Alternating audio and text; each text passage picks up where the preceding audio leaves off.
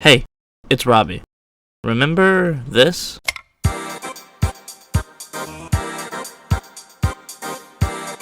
Or how about this?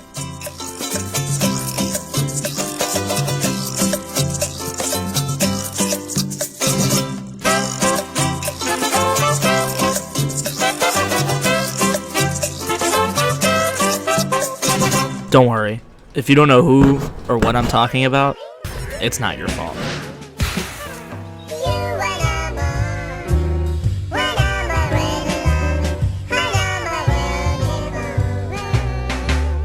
So what am I talking about? See this guy?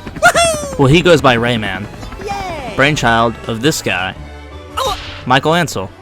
Both Rayman and his games are considered to be some of the best games of all time in some people's eyes. Well, with all this success, it must be a happy ending for Rayman. Right?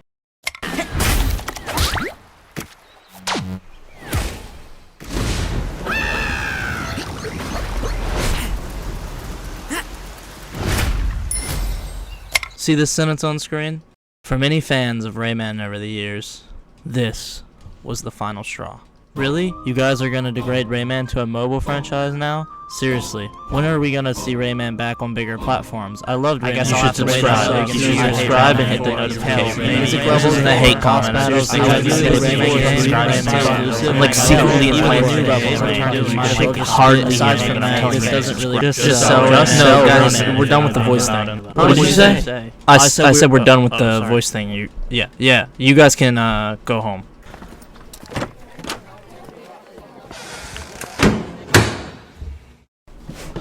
Alright, sorry about that, guys. Anyways, the reason many fans were on their last straw because of this mobile game was because the last time Rayman had a game was 2013. To put that in perspective, since Rayman Legends came out in 2013, Nintendo have released Super Mario 3D World, Captain Toad Treasure Tracker, Puzzle and Dragons ZX Mario, Super Mario Maker, Super Mario Run, Super Mario Sports Stars, Mario and Rabbids Kingdom, Super Mario Odyssey, New Super Mario Bros. Deluxe, Super Mario Maker 2, Mario and Sonic at the Olympics 2019, Super Mario 3D All-Stars, Super Mario Bros. 35, Mario Kart Live Home Circuit, Mario Game & Watch, and Super Mario 3D World Deluxe. In between the time Rayman Legends and Rayman Mini came out on smartphones, Nintendo released the same game twice! They did it twice! This isn't just a sign of laziness. Ubisoft has released amazing games since 2013. The Assassin's Creed series being one of the ones I see the most talked about. It's not like Rayman games flop either. Time and time again, Rayman games have brought in the money. Rayman Origins didn't sell so well in the first month, but was revealed to be very profitable. Rayman Legends not only outsold Origins, but also has been said to well be contributing to the company's earnings. So, it's not the money, and it's not laziness. What is it? Well, for a while, I was stumped, and had no clue what it could be, until about a couple of weeks ago, when...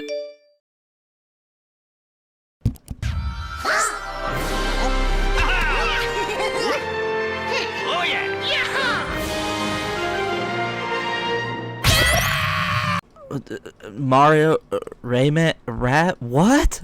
The announcement of this DLC came out of nowhere, and quite frankly, I'm not a fan of it.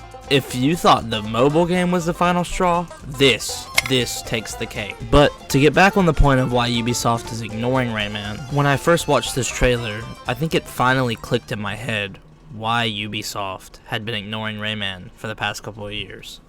But first, we have to go way back. 7, 6, 5, 4, 3, 2, 1. Happy 2006. 2006 was a big year for gaming, and Rayman was no exception. Rayman 3 had just come out in 2003, and the next big game was right around the corner. Rayman 4 was hinted at over and over and over again. So imagine everyone's shock whenever Rayman 4 was scheduled to come out, and no other than the year of...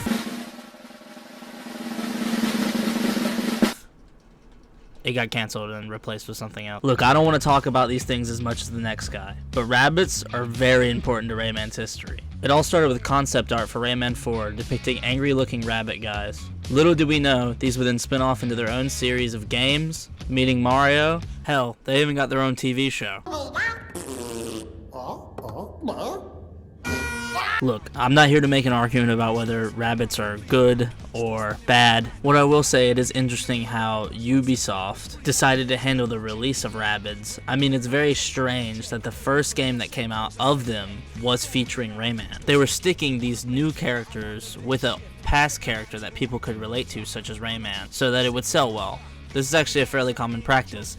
It happened with the Despicable Me movie. They sold the Minions with the story of Despicable Me so that it wasn't just Minions screaming for an entire hour. So while it was sad to Rayman fans that Rayman 4 got replaced with a new spin-off of Rabbids, it was a very smart move by Ubisoft and a very profitable one. So what does any of this have to do with the new Mario trailer? Why does any of this even matter?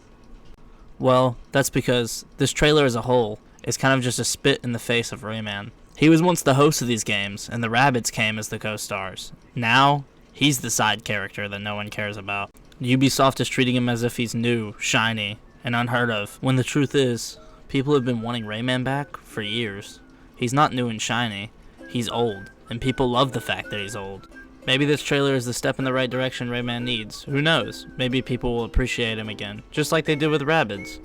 He'll get his own TV show, spin-off, and much more. But what I see this as is the last breath for Rayman. The last chance he has at catching people's attention. If he doesn't get it now, he's never gonna get it. Rayman games had artistic expression. They were whimsical and made you feel magical while you played them. They were just challenging enough, so when you finally reach the goal, you get excited and you jump out of your chair. Both the character designs, the humor, and the platforming were all so unique. Hopefully, the limbless hero we all love can get the ending he so truly deserves. Even if not, at least we can all look back and remember Rayman.